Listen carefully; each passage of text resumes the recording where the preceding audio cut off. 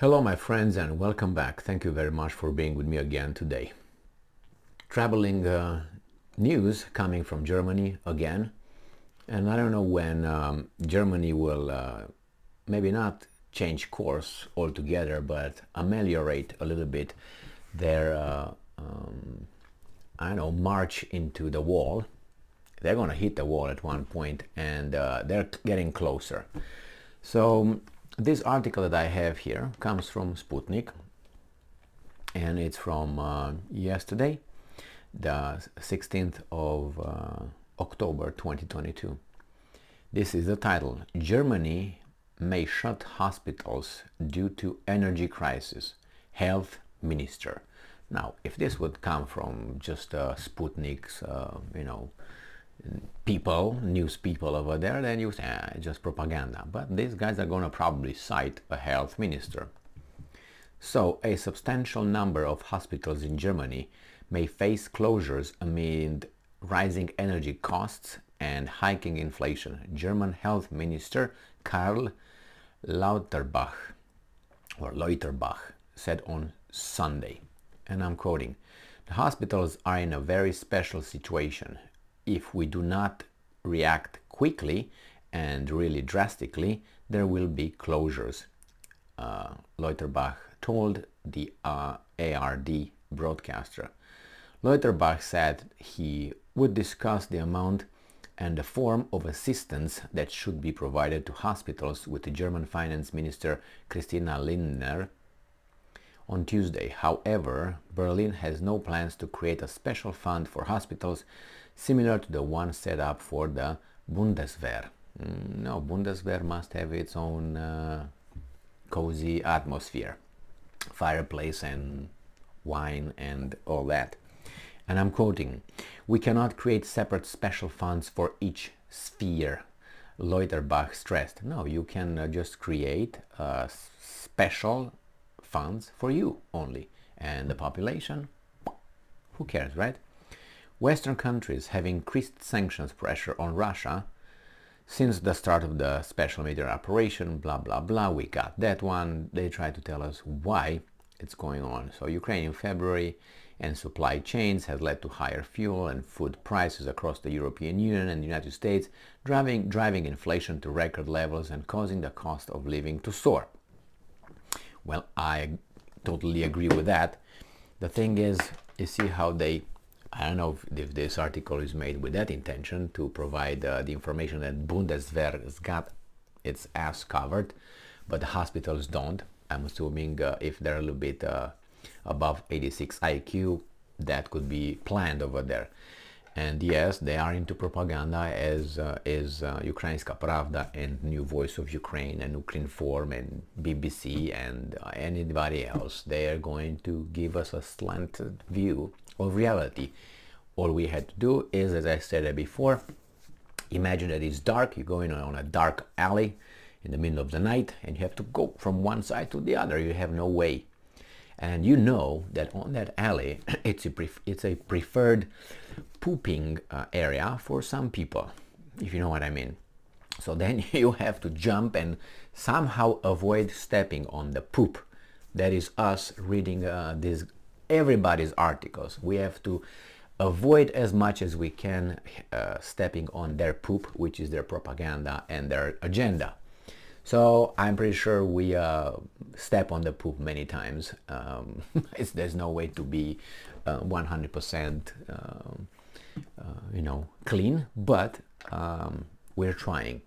So in this case, there were some mass protests in Paris.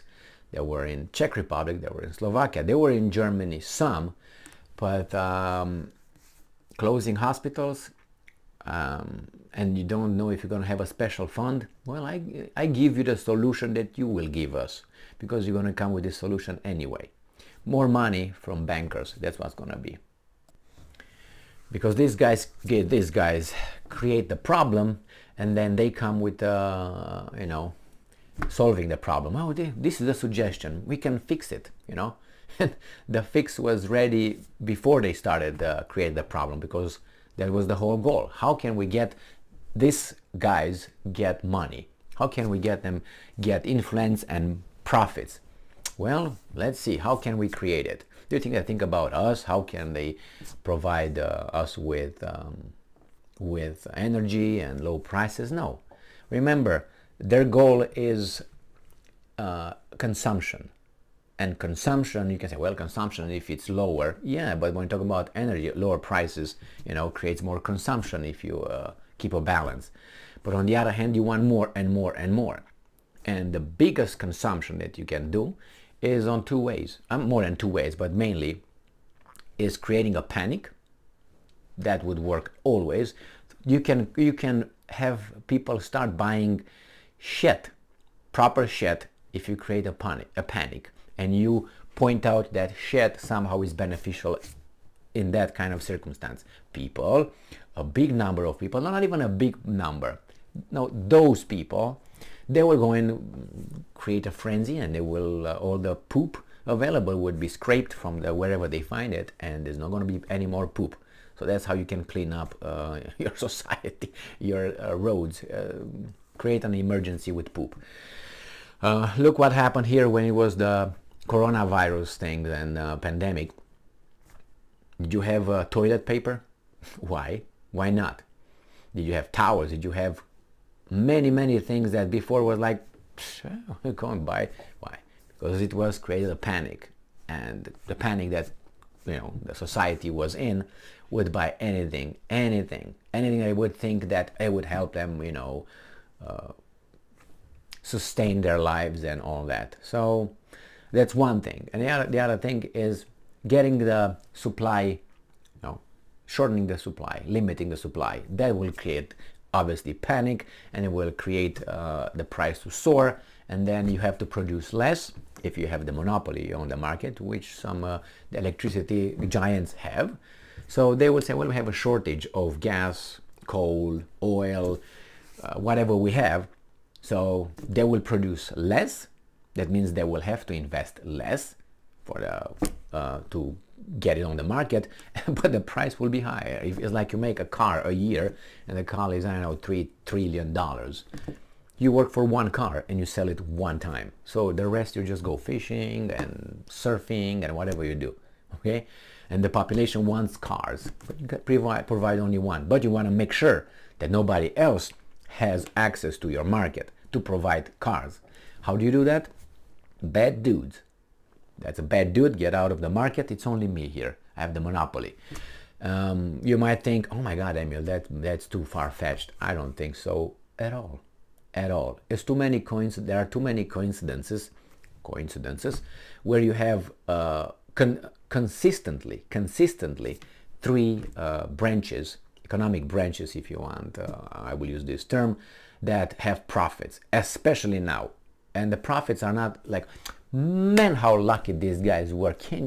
I'm never lucky like that, but these guys are, which is the financial system, the banks, one, right? The second one now is the energy sector, right? And the third one is the military-industrial complex. Look at these guys. They have monopoly big time. And when I'm talking about the military-industrial complex or the manufacturing, arms manufacturing companies, there are only a few that are really have the lion's share on the market, okay? And the other ones are just kept to the side. Look what happens right now in Europe. Who are the main ones? United States. Why? Because they produce the best weapons, right? That's what these guys are telling us every day, how efficient their weapons are, but the opponents are a piece of crap. But then they give themselves up when, or give them away when they say, hey, the Russians blew up that, hey, the Russians blew up. Oh, so they have some good ones too. It's just, they think that our attention span lasts about, I don't know, 3 seconds or so, which for a big chunk of our society, that's correct. And that is about 40% of the population who has an IQ below 86 or so. If I remember correctly, it was about 40%. But what can you do, right? You just target that bracket, and then those people will vote you out and me, because we obviously have more than 86 IQ, right? I hope so. Thank you very much for being with me again today. Stay strong, stay smart, look for the truth, and be just.